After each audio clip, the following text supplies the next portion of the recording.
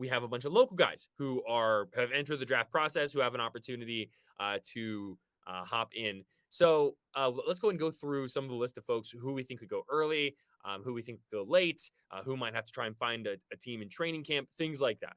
So, Mark, I'll give the floor to you. First rounders among the local NC State, UNC, Duke type guys. Who do you see as first round picks? Let's start with Dereck Lively II. And I don't know if he had absolutely zero offensive game at Duke, or they just said, we don't need that from you at all. We just need you to be a rim running, protecting big on the defensive end. So, like, I don't know if this is a game that he totally needs to develop, or a part of his game where Duke just says, hey, thanks, but no thanks, during his lone freshman season this past season at Duke. So that, to me, 7'1", he can run the floor. Is a little thin. He'll probably need to fill out a little bit in the league, but he, to me, would be the most intriguing prospect, just because 7'1" players who can run the floor like a gazelle, they don't come into the league every single day, Lewis. That's where I would start. Agreed. And I think some people are going to see the potential in Dereck Lively if they can coach up his offensive game a little bit and fall in love. They're going to fall in love just with what they see on the defensive side of things, too. Really, I think with Dereck Lively, the question is, will he be a lottery pick or not? A lot of mock drafts I checked out, he was either in the last few picks of the lottery or in the first few picks out of the lottery. Dereck Lively, he's been doing really well in terms of the NBA draft workouts and things like that. Someone is going to fall in love with him, and someone is going to take Dereck Lively right around that kind of mid-first round pick. And then I think, in my opinion at least, I think the next guy to go off the board is going to be another Duke guy, Dariq Whitehead. But the question with Dariq Whitehead is, where does he go? Because we saw a lot of interest and potential with Dariq Whitehead early on, right? He was a top 5 prospect coming out of high school. He is incredibly talented. He's got the frame. He showed an ability to shoot well from the outside, over 40% from 3. He was able to play good defense. He's one of these guys that you're like, wow, you see all the physical tools. But I think the issue with Dariq Whitehead right now is the health side of things.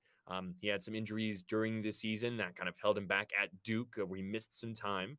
And according to reports, he had a foot surgery this month as well, or maybe it was May, just recently. And I know NBA teams kind of get worried a little bit, especially when feet get involved. That's part of the reason why you've seen Zion be, kind of taken care of the way he's been taken care of with the Pelicans. So that he's going to be, to me, a question mark. I don't know if someone's going to fall in love with him and take him near the lottery, or if he's going to fall towards the back half of the first round and be an absolute steal for someone. But if Dariq Whitehead can stay healthy, sky's the limit for what he can accomplish in the NBA. Lewis, newsflash. Anyone who definitively says what Dereck Lively will or won't be in the NBA has no clue, because we have no idea. We have no idea. I don't think he was ever fully healthy at Duke. And that foot surgery you mentioned was the second operation he had on that foot. I don't think he was ever really healthy at Duke. And I don't really know what to expect coming into the league. He's like the great question mark. I have no clue what to expect for him. Like, you could tell me he could be a solid 3-and-D guy for several years in the league. You could tell me he'd be out of the league in 5 years. I have absolutely no idea with him. So he, to me, is like the biggest question mark of any of the players coming out from Duke or NC State in this year's draft.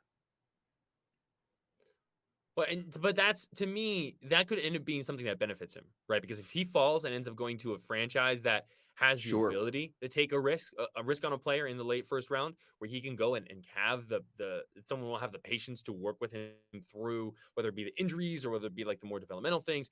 I think Dariq Whitehead could find himself in a very good position come the end of the NBA draft, but we will see on that one. So we've mentioned 2 Duke guys, Mark. Now let's go and turn to NC State, who I think would have the next guy and possibly the last local guy be taken in the NBA draft in the first and second round, which would be Terquavion Smith. What say you about Terquavion Smith in general?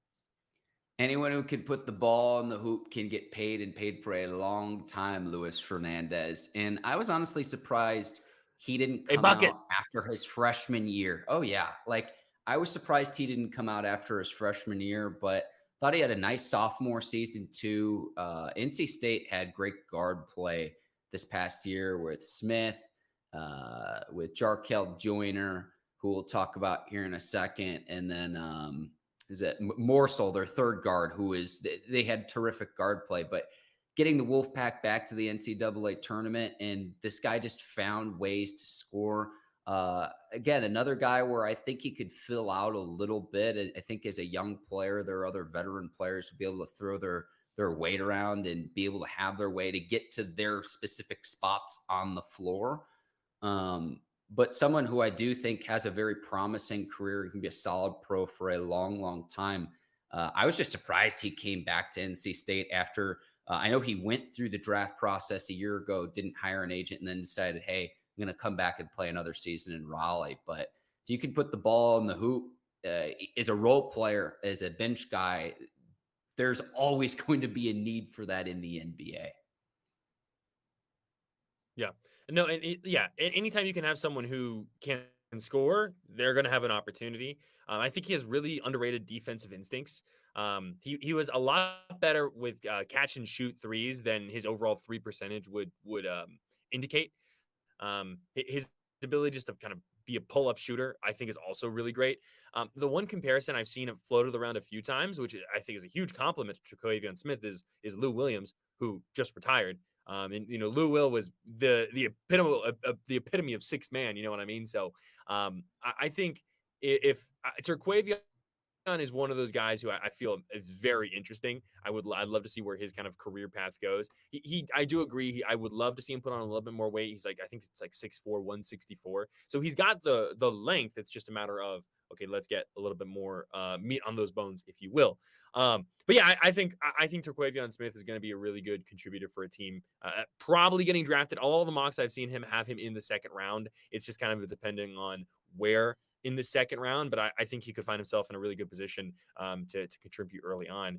And then with Terquavion, based on what we are seeing in mock drafts, different kind of NBA draft coverages, Dereck Lively, Dariq Whitehead, and Terquavion Smith seem to be the only guys who for sure appear to be getting drafted from the local area. So other players like Jarkel Joyner and Leaky Black might need to find a way to get onto a team in another way, whether it be kind of like the two-way contracts, working out through training camp, the summer league, things like that. So Mark, any other kind of thoughts on those last couple of guys who may need to find another way to get on the NBA teams? Well, Leaky Black, I'm honestly surprised that he wasn't granted another year of eligibility. No, but in all seriousness, it seemed like he was on the Tar Heels for forever.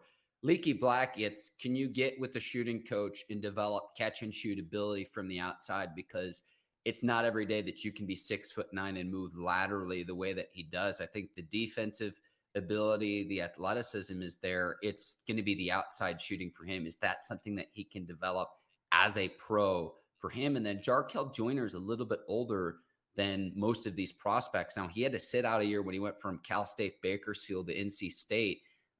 Back then, the transfer rules were that you had to sit out for a year. So he's a little bit older as a prospect. Can he develop into a true point guard? Again, another guy that we know can score. But, in the NBA too, everyone's going to be on the same level of athleticism as you. Can you play with the change of pace? Can he create the space that he needs to get his shot? Create space to create shots, create space to not just his own shot making abilities, but for that of his teammates as a pro as well, his passing ability as well. So, you want to see them. A lot of it's fit. A lot of it's going to be their coaching and their development. And Lewis, I don't think it's something where with either of those players, it would be, wouldn't really expect much from them as rookies, but 2, 3, 4, 5 years from now, can they continue to develop as players in their career to where they go on and have NBA careers? Or even if you play professional sports at any level, Lewis, that is a tremendous, tremendous feat and a tremendous accomplishment. So we'll see if they end up hearing their name selected on Thursday night. And the draft, it's one of the best days of the year, Lewis. I cannot wait for Thursday night. It's going to be awesome. It's fun. And hey, for all of these prospects, whether they be the first round picks, whether they be kind of later, we've seen in the NBA recently people who have come in later on in the NBA draft and contribute significantly. I mean, Jokic was drafted during a Quesarito commercial in the second round. So like if it can be done. So it's going to Yeah, be really I interesting to mean, see you where this kind mentioned of falls into Jokic. place. Jimmy Butler was like the 30th overall pick, and those were the two top players in this last year's NBA Finals. I mean, unless you want to say Jamal Murray was better than Jimmy Butler, but like, Jokic a second round pick, and then Butler a late first round pick.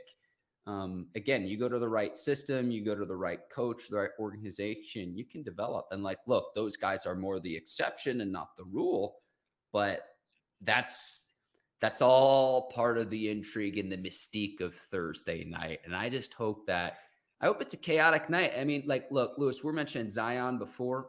By all reports, again, we're recording this on Monday. It indicates that the Pelicans are going to move off of him, and that could totally set off dominoes. And I mean, we see Bradley Beal now has a new home with the Phoenix Suns. So, like, a lot can happen between now and then in terms of shaking up what the future holds for this league as teams try to position themselves to say, hey, we saw a new NBA champion for the first time in several years now.